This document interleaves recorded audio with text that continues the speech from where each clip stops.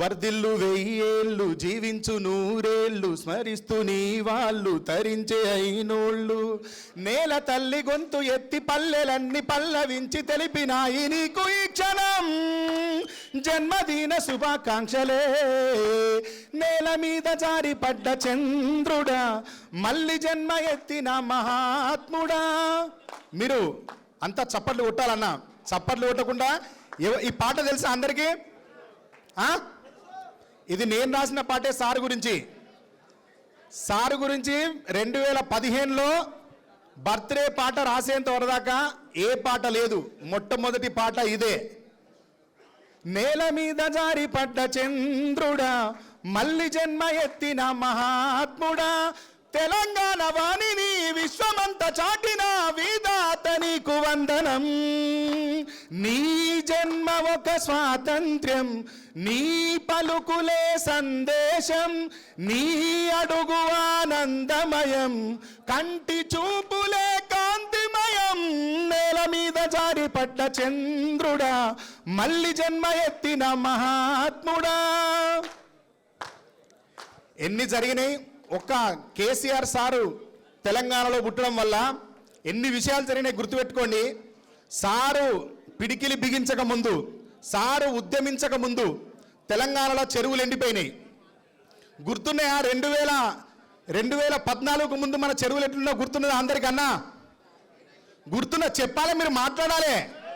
ఇది 4 గోడల మధ్యలో బీఆర్ఎస్ ఆఫీస్లో మనం మాట్లాడుకుంటున్నట్టు కాదు, యావత్తు తెలంగాణ సమాజంతో మాట్లాడుతున్నట్టు లెక్క ఇక్కడి నుంచి మనం మాట్లాడేది. సారు వచ్చి మాట్లాడక ముందు చెరువుల్లో నీళ్లు లేవు, చెరువులు మొత్తం పూడుకపోయి ఉన్నాయి. చెరువుల్లో రాళ్ళు రప్పలు అప్పుడు ఎప్పుడో మన తాతల కాలంలో గంగాళం లాగా కుప్పర్లాగా ఉండే, అన్నీ ఎట్లయిపోయినాయి అంటే తాంబూలం లాగా అయిపోయినాయని కేసీఆర్ సార్ చెప్పేంత వరదాకా ఎవరు ఆలోచించలే. అప్పుడు నేను తెలంగాణలో పర్యటిస్తున్నప్పుడు తెలంగాణ ఉద్యమంలో భాగంగా పాట రాసినాం. శివుడా నీ సిగలో గంగను నేలకు దించలేవా, మా తెలంగాణ పల్లెలా కరువును కొంతైనా తీర్చలేవా. అల్లాడుతున్న ఈ ఆంధ్రోళ్ళ దోపిడికి తెలంగాణల పల్లెలు ఎండి ఏడారయి మండిపోతున్న ఈ ప్రాజెక్టులు పంటలు. శివుడా నీ సిగలో గంగను నేలకు దించలేవా, మా తెలంగాణ పల్లెలా కరువును కొంతైనా తీర్చలేవా. కనుచూపు మేరలో కానరాదు యాడ కాసింత పచ్చదనము, పచ్చ నోటుకు అమ్ముడవుతున్న నేతలే చేస్తున్నరీ ఘోరము. పాడి పంటలకు నిండు పుట్టి నిల్లు తెలంగాణ గత వైభవం, గడ్డి కట్టలు కొంటూ గతి తప్పిపోతుంది జిల్లాల్లో రైతాంగము. కృష్ణ పరివాహక ప్రాంతాల పాలిట కామధేను మా జలం, కృష్ణ పరివాహక ప్రాంతాల పాలిట కామధేనువు మా జలం. చుట్టూ నీరు ఉన్న తాగ నీరు లేక దూపకల్లాడే జనం. శివుడా నీ సిగలో గంగను నేలకు దింపలేవా, మా తెలంగాణ పల్లెలా కరువును కొంతైనా తీర్చలేవా.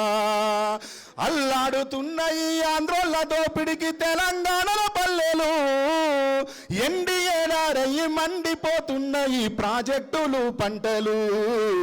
శివుడా నీ సిగలో గంగను నేలకు దించలేవా, మా తెలంగాణ పల్లెలా కరువును కొంతైనా తీర్చలేవా. ఇట్లాంటి పరిస్థితి ఉండే 2014కు ముందు తెలంగాణలో. అలాంటిది తెలంగాణలో ఎక్కడ ముట్టుకున్న మిషన్ కాకతీయ పథకం పెట్టిన తర్వాత, మిషన్ కాకతీయ పెట్టి చెరువులు పూడిక తీసిన తర్వాత ఎంత నీరొచ్చింది. ఇంకిపోయిన భూగర్భ జలాలన్నీ పైకి పొంగెచ్చినాయి. ఊర్లలో ఉన్న ప్రతి బాయి నది లెక్క అయిపోయింది, సముద్రం లెక్క అయిపోయింది. ఎప్పుడో నా చిన్నతనంలో, నేను చిన్న ఉన్నప్పుడు, నాకు 12-13 ఏళ్ళ వయసు ఉన్నప్పుడు మా ఇంటి దగ్గర మంచినీళ్ళ బావిలో చెమ్ముతో నీళ్లు ముంచుకునేది. ఆ రోజులు రాను రాను అంతరించిపోయినాయి. మన రాష్ట్రం వచ్చిన తర్వాత, సార్ ముఖ్యమంత్రి అయిన తర్వాత, మిషన్ కాకతీయ పథకం తెచ్చిన తర్వాత, మన చెరువులు పూడిక తీసినాక తిరిగి సంపద అనేది వచ్చింది. అంటే ఇది తెలంగాణ సమాజానికి చాలా గట్టిగా చెప్పాలి, చాలా బలంగా చెప్పాలి. గోరేటి వెంకన్న పల్లె పల్లెన పల్లెర్లు మొలిచే పాలమూరులోనా నా తెలంగాణలోనా. ఈ పాటల తెలంగాణ వలపోతని చెప్తాడు, పాలమూరు దుఃఖాన్ని చెప్తాడు, పాలమూరు పలుగు పారబట్టుకొని ఎట్లా వలసవేంది పట్టణాలకు, ఎట్లా వలసవేంది బొంబాయికి, ఎట్లా వలసవేంది పక్క రాష్ట్రాలకు అనేది, ఎట్లా వలస వచ్చింది హైదరాబాద్ బతకడానికి అనేది చెప్తాడు. అట్లాంటి పాలమూరుకు సంబంధించిన ఒక హీరో ఉన్నాడు తెలుగు సినిమా పరిశ్రమలో. అన్న మీరు మాట్లాడద్దు ఇక్కడ మీద, ఎవరు మాట్లాడదు ప్లీజ్, ఇది చాలా విలువైన విషయం. ఆ హీరో పాలమూరుకు సంబంధించిన ఆయన విజయ్ దేవరకొండ గారు. వాళ్ళ నాన్నగారు ఒకరోజు మేము సినిమా కథ చెప్పడానికి పోయినప్పుడు నన్ను అడుగుతాడు, సురేందర్ పాలమూరులో ఎక్కడన్నా, పాలమూరు మహబూబ్ నగర్ టౌన్లో ఎక్కడన్నా 1 ఎకరం భూమి దొరుకుద్దా అడగండి. మర్రి జనార్దన్ రెడ్డి గారు మీకు బాగా పరిచయం కదా, మీ అన్నను ఒకసారి అడిగి చూడు అని అంటాడు.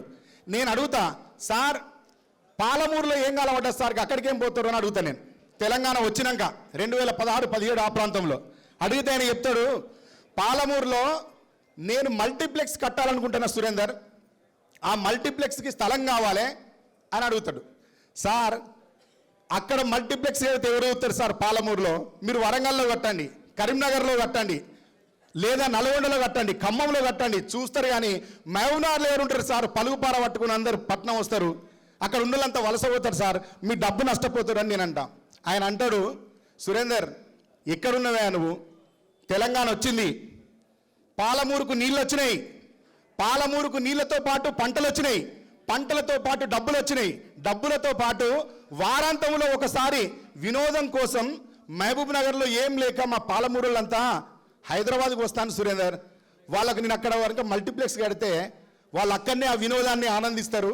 తెలంగాణలో పాలమూరు మారిపోయింది సురేందర్, నీళ్ళు వచ్చినాయి కేసీఆర్ సార్ వచ్చినాక అన్నాడు. మరి మనం అట్టనే ఉందామా? గట్టిగా చప్పట్లు కొట్టాలి కదా.